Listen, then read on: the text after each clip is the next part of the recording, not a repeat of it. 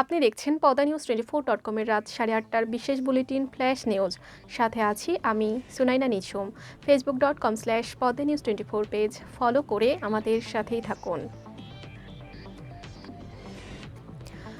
বাংলাদেশ জাতীয় হিন্দু মহাজোটের মহাসচিব ডক্টর গোবিন্দচন্দ্র প্রামাণিক বলেছেন, বাংলাদেশের সংখ্যালঘু সমস্যা মূলত রাজনৈতিক, তাই সমাধানও হতে হবে রাজনৈতিকভাবে।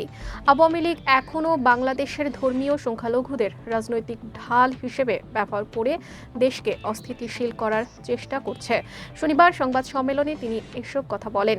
মহাসচিব বলেন, সংখ্যালঘু নিপীড়নের কাঠগড়াই বাংলাদেশ। ভারত, আমেরিকা সহ বিভিন্ন দেশে বাংলাদেশের সংখ্যালঘু নির্যাতন ইস্যুতে বিক্ষোভ সমাবেশ চলমান।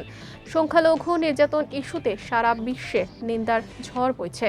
বাংলাদেশের মান মর্যাদা সব অর্জন সংখ্যালঘু নির্যাতন ইস্যুতে ধূলিসাৎ। হাজার বছরের সাম্প্রদায়িক সম্প্রীতির ইতিহাস পেছনে ফেলে বাংলাদেশকে জঙ্গি মৌলবাদী তকমা জুড়ে দেওয়া হচ্ছে, অথচ বাংলাদেশ হাজার বছরের সাম্প্রদায়িক সম্প্রীতির দেশ। বাংলাদেশ প্রকৌশল বিশ্ববিদ্যালয়ের অধ্যাপক ও জ্বালানি বিশেষজ্ঞ ডক্টর তামিম বলেছেন, জবাবদিহিতা এড়ানোর জন্য বিগত সরকার বিদ্যুৎ জ্বালানি খাতে গণশুনানির প্রক্রিয়া বন্ধ করেছিল। বিআরসিকে পাশ কাটিয়ে ইচ্ছেমতো তারা দাম নির্ধারণ করত। বর্তমান সরকারের উচিত বাংলাদেশ এনার্জি রেগুলেটরি কমিশন আইন 2003-এর অধীনে জ্বালানি পণ্যের মূল্য নির্ধারণের গণশুনানি প্রক্রিয়া চালু করা। শনিবার এফডিসিতে প্রধান অতিথির বক্তব্যে তিনি এসব কথা বলেন। তামিম বলেন, বিপিসি জ্বালানি খাতের সবচাইতে অস্বচ্ছ একটি প্রতিষ্ঠান। এই অস্বচ্ছতা পেছনে সরকারের সংশ্লিষ্টতা ছিল। কারণ তেল বিক্রি যে বিপুল পরিমাণ মুনাফা হতো, সরকার চাইতো না তা প্রকাশ হোক। ফলে লোকসান দেখিয়ে দফায় দফায় তেলের দাম বৃদ্ধি করত। অন্তর্বর্তী সরকারের প্রধান উপদেষ্টা প্রেস সচিব শফিকুল আলম বলেছেন, গণমাধ্যমের স্বাধীনতা তারা 1 ইঞ্চি পর্যন্ত আটকাবেন না। এই সরকার কোনো সাংবাদিককে বা কোনো সংবাদপত্রে বিন্দুমাত্র হস্তক্ষেপ করেনি, করবেও না। সরকারের উদ্দেশ্যই হচ্ছে মুক্ত গণমাধ্যম, মুক্ত সাংবাদিকতা। শনিবার ঢাকার রিপোর্টার্স ইউনিটিতে নতুন বাংলাদেশ গঠনে গণমাধ্যমের ভূমিকা শীর্ষক আলোচনায় তিনি এসব কথা বলেন। অন্তর্বর্তী সরকার স্বাধীন সাংবাদিকতায় বিশ্বাস করে উল্লেখ করে শফিকুল আলম বলেন, ক্ষমতায় থাকলে অনেক কিছু বোঝা যায় না, তাই দায়িত্ব নিয়ে ভুল ধরিয়ে দেবার কথা বলেন। তিনি জানিয়েছেন, গণমাধ্যম সংস্কার কমিশন কাজ করছে। তাদের প্রতিবেদনের ভিত্তিতে গণমাধ্যমকে নতুন উচ্চতায় নিতে চায় অন্তর্বর্তী সরকার। অন্তর্বর্তীকালীন সরকারের পররাষ্ট্র উপদেষ্টা তৌহিদ হোসেন বলেছেন, সব দেশের সঙ্গে সুসম্পর্ক চান, সম্মানের ভিত্তিতে, সমতার ভিত্তিতে। সেই লক্ষ্যে এই সরকার কাজ করছে।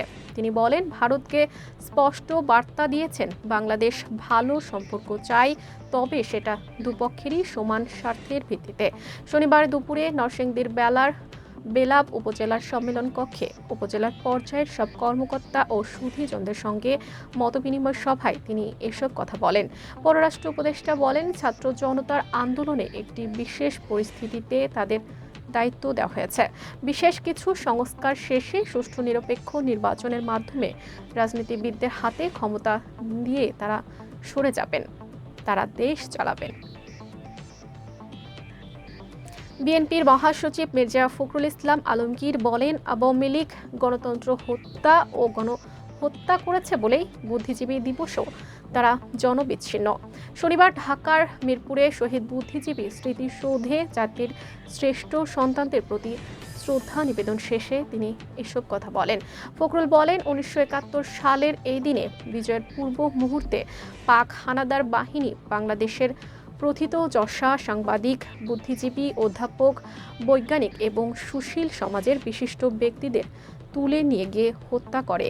তিনি বলেন, বাংলাদেশের গণতন্ত্রের জন্য, দেশকে এগিয়ে নেওয়ার জন্য এই শহীদ বুদ্ধিজীবীরাই প্রেরণা। আওয়ামী লীগ জাতীয় পার্টির বেশে ফিরে এসে শহীদ বুদ্ধিজীবী দিবসে শ্রদ্ধা জানিয়েছেন বলে মন্তব্য করেছেন গণ অধিকার পরিষদের সাধারণ সম্পাদক রাশেদ খান। শনিবার ঢাকার মিরপুরে শহীদ বুদ্ধিজীবী স্মৃতিসৌধে গণ অধিকার পরিষদের পক্ষ থেকে শ্রদ্ধা নিবেদন শেষে সাংবাদিকদের তিনি এমন মন্তব্য করেন। রাশেদ বলেন, তারা দেখলেন জাতীয় পার্টির লোকজনও শ্রদ্ধা নিবেদন করলেন, কিন্তু এরা জাতীয় পার্টি না, এরা আওয়ামী লীগ জাতীয় পার্টির বেশে ফিরে এসে শহীদ বুদ্ধিজীবী দিবসে শ্রদ্ধা জানিয়েছেন। শেষ রক্ষা হলো না, অবশেষে অভিশংসিত হতে হলো দক্ষিণ কোরিয়ার প্রেসিডেন্ট ইউন সুক ইয়োলকে। দক্ষিণ কোরিয়ার আইন প্রণেতাদের ভোটে তিনি অভিশংসিত হয়েছেন। সম্প্রতি সামরিক আইন জারির কয়েক ঘন্টা পর প্রত্যাহার করে নিয়েছিলেন তিনি। এর জের ধরে দেশটির রাজনৈতিক উত্তেজনা বিরাজ করছে। তাকে অভিশংসের জন্য বিরোধীরা অব্যাহত চেষ্টা চালিয়ে যাচ্ছিল। এর আগে ইউনের অভিশংসনের জন্য দেশটির সংসদের সামনে অবস্থান নেয় হাজার হাজার মানুষ। তবে প্রথম অভিশংসন থেকে সৌভাগ্যক্রমেই রেহাই পেয়েছিলেন প্রেসিডেন্ট ইউন সুক ইয়োল, কারণ ক্ষমতাসীন দলের সদস্যরা ভোটাভুটির দিন সংসদ থেকে বের হয়ে গিয়েছিলেন। তবে এখন অপসারণের জন্য দ্বিতীয়বারের মতো অভিশংসন প্রক্রিয়া শুরু করে বিরোধীরা। গুরুত্বপূর্ণ সব সংবাদ জানতে pdnews24.com এর বিশেষ বুলেটিন ফ্ল্যাশ নিউজ দেখবেন প্রতিদিন রাত 8:30টায়। ফ্ল্যাশ নিউজ দেখতে ফেসবুকে আমাদের ফলো করুন facebook.com/pdnews24 আর ইউটিউবে সাবস্ক্রাইব করুন youtube.com/pdnews24 চ্যানেলটি। নিয়মিত দেশ বিদেশের আপডেট সব সংবাদ জানতে ভিজিট করুন মাল্টিমিডিয়া নিউজ পোর্টাল pdnews24.com। পরবর্তী ফ্ল্যাশ নিউজ দেখার আমন্ত্রণ জানিয়ে বিদায় নিচ্ছি আমি সুনাইনা নিঝুম। ভালো থাকুন, সুস্থ থাকুন।